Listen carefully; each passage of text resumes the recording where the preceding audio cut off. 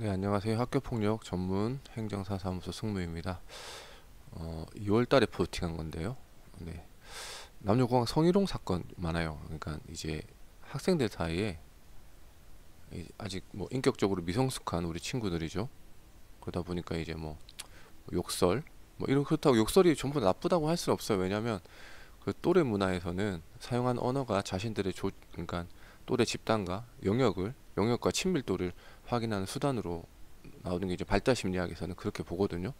뭐 저도 심리학 석사가 있는데 그래서 무조건 뭐 욕설이 나쁘다라고는 할 수는 없는데 그렇다고 또 욕설 또 계속적으로 지속적으로 방관하고 있을 수도 없는 것도 사실이에요.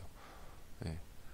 그러니까 어쩔 수 없는 욕설이란 자체가 또래 문화이긴 하지만 그 수인 한도를 넘어가면 욕설로 그러니까 더 이상 그렇게 뭐 또래 문화로 볼 수 없다는 거죠. 음.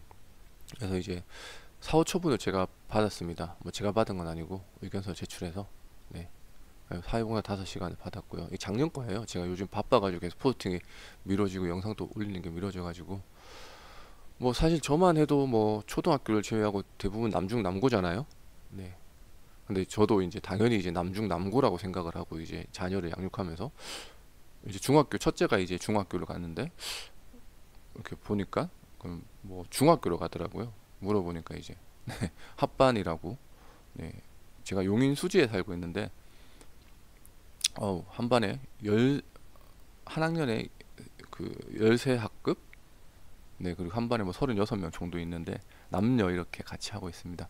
근데 저 때만 해도 뭐 남중 여중 남고 요고 사실 만나는 일이 뭐 소풍이 겹치든지 수학여행 그거 아니면 뭐 이렇게 되는 건데 그래서 뭐 저희 때야 뭐 학교에 갈등이 생기더라도 뭐 성추행 성희롱 성폭력은 드물었죠. 이제 성폭력이란 말 자체가 뭐 사실 뭐 강간이나 뭐 이런 것만 얘기하는 건 아닙니다. 성희롱, 성추행도 다 성폭력 범주 안에 드니까 이제 용어가 조금 그렇죠.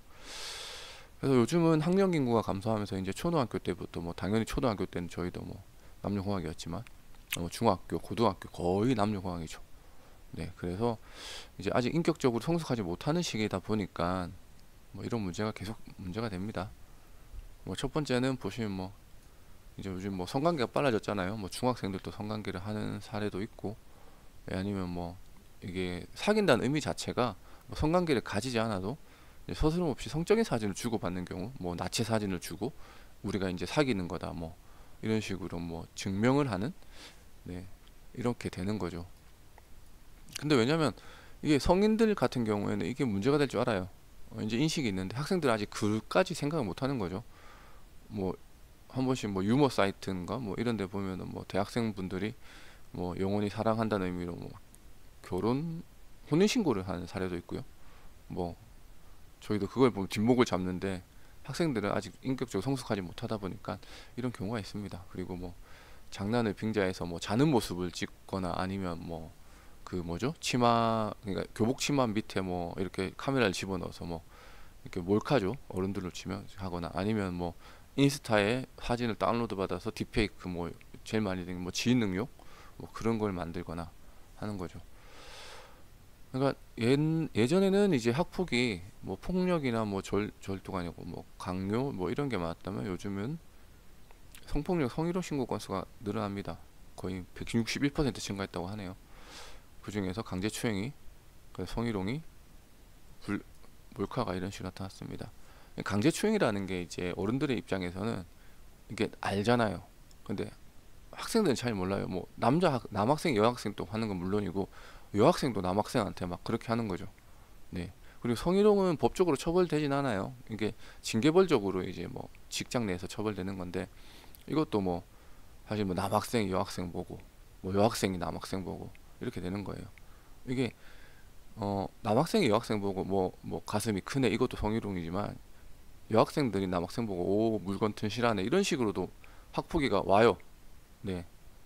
그래서 막 보호자님들이 막 뭐 뒤집어지는 거예요. 네. 아 이게 무슨 성희롱이냐고. 네. 근데 남자가 여자애도 성희롱이지만 여학생들이 남학생 보고 그렇게 해도 성희롱이 동일하게 성립이 됩니다. 옛날에 강간죄가 그랬잖아요. 부녀자를 했는데 그 강간죄가 바뀌어서 사람을로 바뀌는 듯이 이제는 남학생 보호자님들도 되게 민감해요. 그 뭐 일례에 따르면은 그 성장 주사? 그런 것도 막 옛날에 여학생들이 대부분 맞았는데 요즘 남학생들도 맞는다고 하거든요. 음. 그리고 뭐 얼마 전에 뭐 잘 아시겠지만 딥페이크 성범죄도 늘어나서 실제 같은 학교 다니는 여학생 사진을 합성한 남학생이 징역 2년에 실형이 선고된 사례도 있습니다. 그래서 막 유포하고 올리고 뭐 이런 거죠. 근데 이제 학교는 행정기관이기 때문에 다소 부족한 점이 있습니다. 예. 이제 학폭 가해자 동급생한테 막 이런 문자를 보냈죠. 같이 자자, 만지고 싶다, 막 이런 문자를 보냈는데 이제 학교에서는 이제 남학생은 도리어 자신도 학교 폭력을 당했다, 마탁폭 신고를 한 거죠. 요즘 마탁폭은 공식인 것 같아요. 네, 내가 학폭 신고를 당했어? 그럼 나도 학폭 신고 당할 거야, 할 거야. 네, 그 안타까운 일이죠. 네, 이건 거의 매뉴얼입니다.